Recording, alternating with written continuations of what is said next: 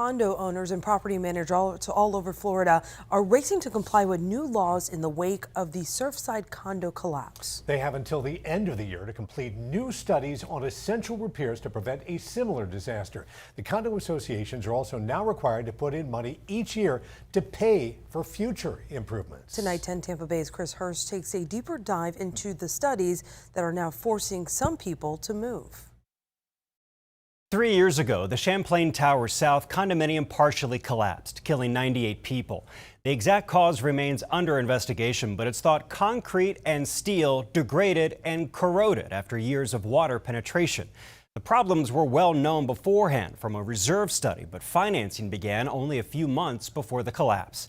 Ever since, Tallahassee has been changing the State Condominium Act to require more studies, more savings, and more accountability. While well-intentioned, these reforms are causing confusion and leaving some owners with massive payments they simply can't afford. All of it creating quite the condo conundrum. One would not think that you'd run into this in a building that's a little more than 30 years old. 11 years before the Surfside tragedy, a condominium in Sarasota was in danger of collapsing.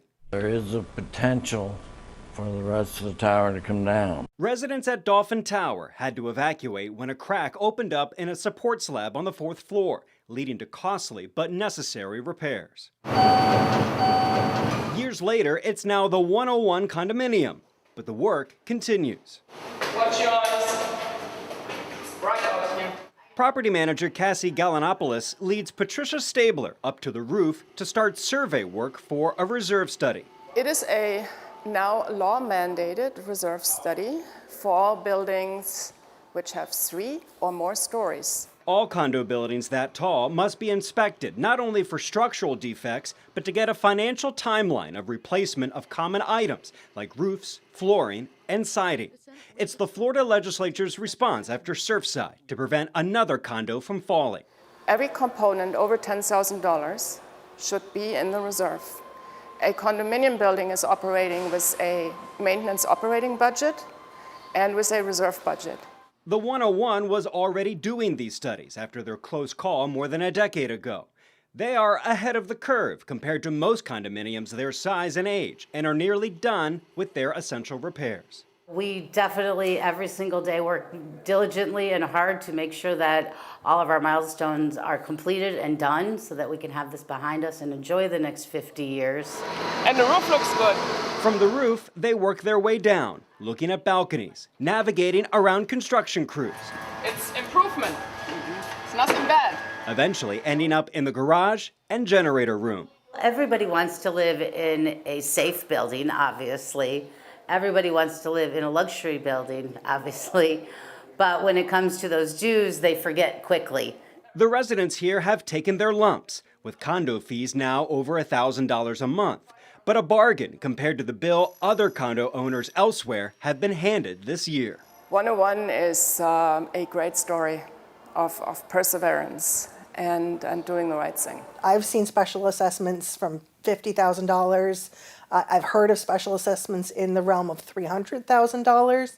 Attorney Brian E. Swift specializes in condo association law and says the Surfside collapse was a wake-up call for lawmakers.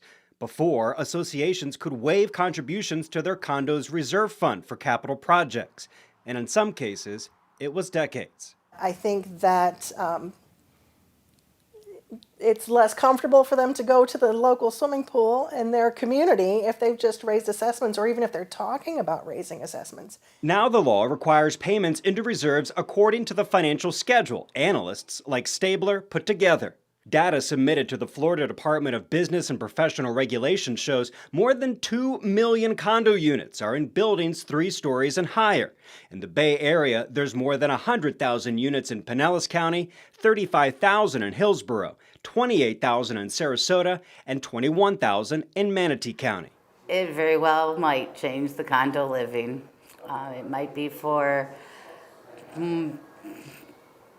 people who can afford a higher dues every month versus somebody who might be on a fixed income that can't sustain those increases. Many of the owners bought thinking it would be an affordable way to retire, a dream that could be unreachable in the future. I think that this is an issue. If there's no other way to pay for this special assessment, they're going to necessarily have to sell and live somewhere else.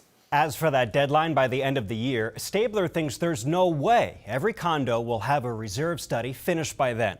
She says only about 30% of them will have that study done. In studio, Chris Hurst, 10 Tampa Bay.